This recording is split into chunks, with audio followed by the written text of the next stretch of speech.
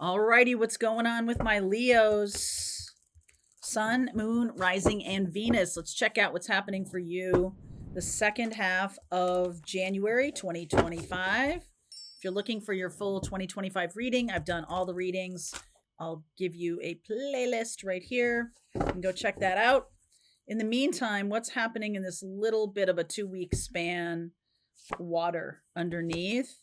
Get safe travel here. Divine Feminine. I like this. I like this very much. Air. Boundaries. Veiled. Okay. There's something here, Leo, about not sharing so much, not talking so much about what you're willing to do and what you're not willing to do. There's definitely something about you keeping your feelings to yourself or keeping your thoughts to yourself. Don't be sharing so much. I feel like that may have gotten you in trouble in the past, where you're not telling tales out of school and you're not like talking about people behind their back. Although those two things could have figured in a desire to just kind of quiet, right? Just kind of close up a little bit. Desire to maybe go away and feel your feelings, the safe travel and the water sign here. Some of you are dealing with an air sign or a water sign. All right, let's see what the reading has to show for my Leos. Okay. Queen of Pentacles, the Knight of Cups, the Wheel of Fortune. Wow, look at this. The World and the Ace of Swords. There's some truth about love and romance that you have come to be aware of. Okay. And I feel like it does have to do with how you behave with people, how you communicate or don't. Some of you had a very romantic idea about what marriage was like, or a very, I don't know, kind of uncomplicated, right, view of relationships or something like that. I feel like there's something that is now teaching you, and it has something to do with not talking or not sharing as much as you have in the past. Some of you are keeping your feelings to yourself, keeping your ideas to yourself, especially as it relates to romantic love.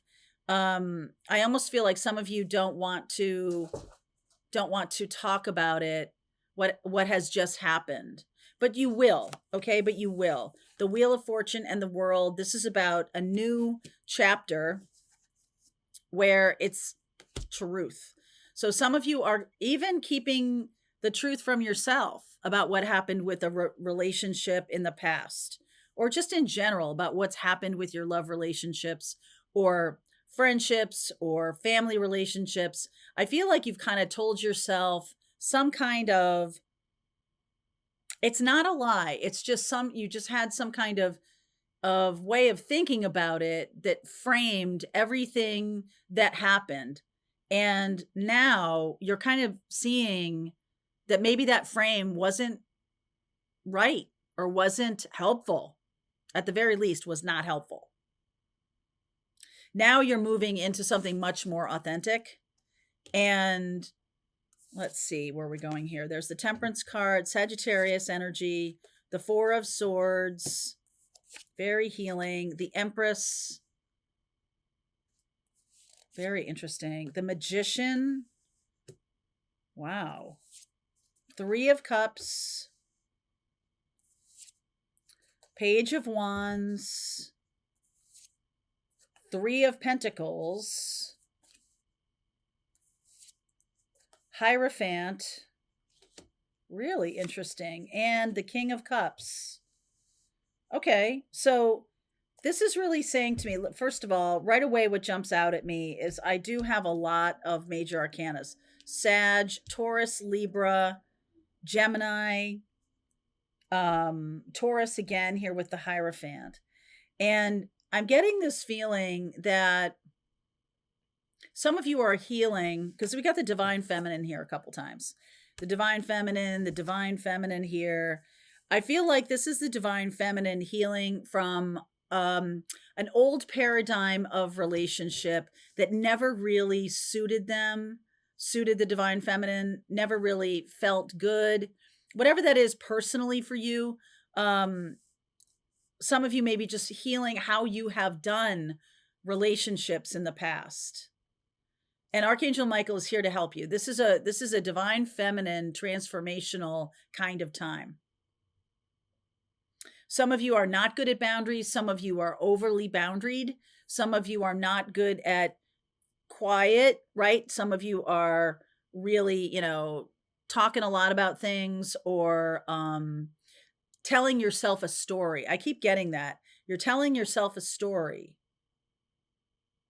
And, I don't think that's helped you. You're telling yourself a story about how marriage is supposed to be or how friendship or families are supposed to be. And I think in the age of Aquarius, it might be good to step back from like how things should be or how things are supposed to be and like give yourself an opportunity to really see things as they are. It's kind of hard to do that without using your own narrative, right? I'll just give you an example. So Leo, if you look at, because of your experience or because of your life choices or whatever it is, you all right, I'm going to use a completely non-gender specific example. Let's say you go and get Mexican food and you get sick from it. It was a terrible experience. And so in your mind, forever and ever, amen, Mexican makes you sick. Mexican food makes you sick. And that's something that is experiential to you, but it's not who you are. And it's certainly not true in general of Mexican food or Italian food, or I don't know, pick something. But you've told yourself a story that it's that thing that is bad. Okay, it's that thing that's bad.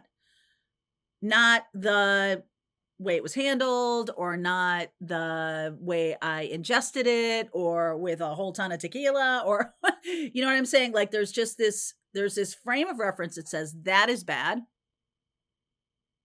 And it's kind of like unequivocal. And what happens then is that forever and ever, amen, that's completely cut off to you. Like you're deciding to cut that off in your life. And that could have happened in your teens, let's say. Happened to me in my teens. And I'm 40 years old and someone still says to me, "Oh, well, you don't eat Mexican food." Like that's something that you don't do.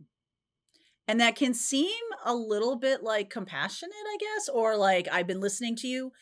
But think about 30 years passing by. And some of you are like, nope, never touching that again. But others of you are like, it was just a moment in time. It was something that, yeah, it was kind of gross. It was kind of bad. And I'm not going to want to relive that. But it's not bad. That particular dish that day was bad. Okay. And so 30 years later, like this is still being tagged on you. So from internal or from external, sometimes people do that to you. You do something as a 20-year-old and it's like your identity for the rest of your life. If you're dealing with somebody like that, get away from them. Okay. But this is coming from an inside the house. This is like, I'm changing and I'm shifting and I'm moving in the world and I'm looking, it's almost like you're looking for a new identity, or you're at the very least, you're willing to look at the identity you've created and say, that fits, that doesn't fit, that was circumstantial, that was just a moment in time. Like, can we just get beyond this? And I feel like that's what's happening right now, that you may have some ideas in your head that have brought you to this moment. And if you're in a difficult place right now, it's kind of hard to separate these mindsets from where you are. That's what got you here. Like you're making choices based on these mindsets, right? I'm making choices and making decisions based on these mindsets. And this is who I'm presenting myself to be. Some of you are really closed up and some of you are really out there. I feel both of those things could be happening here. Some of you got hurt by a past relationship and you're like, never again. Some of you got harmed by a person and were told that it was your fault, and that's what happens forever. Okay? And these are the things that it's like I'm really working on who I am at this moment. Who am I, Leo? Who am I? And so I feel like some of you are going off traveling or doing something like that in order to really feel your feelings.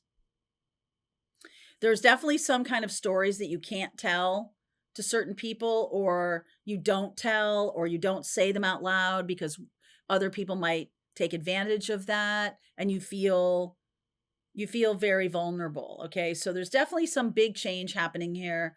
I see how the healing, you're sort of coming into your own, coming into your new identity, but it's going to take a little bit of time, not a ton of time, but I just feel like the next 3 months are going to be really important. Okay. 3 of Cups in the middle here. And this Magician, it's about like, I'm rebuilding myself, or I'm willing to look at these mindsets that have held me back and question them. I'm willing to wonder why I think this and why I'm making decisions based on this belief. Why? Okay. And willing to question those things. And I feel like that's going to be part of this next 3 months. I like this Page of Wands because this is about finding something new to get excited about. And when you come into possession of your truth, your identity that is changing or that has been sort of brought up for reassessment, something is going on in your life that is making you kind of question, how did I get here? And I don't want to get here again, or I don't want this anymore. I will learn from this, but I don't want this anymore. Like, where am I going and who am I from here on out? Okay, where am I going and who am I? So I feel like there could be a lot of people around you. 3 Cups sometimes is friends. Page of Wands is like, something new, getting excited about something. Magician is about manifesting new opportunities here, or new experiences that are like, you're doing this on purpose to kind of shake yourself free of a very structured, you are a fixed sign.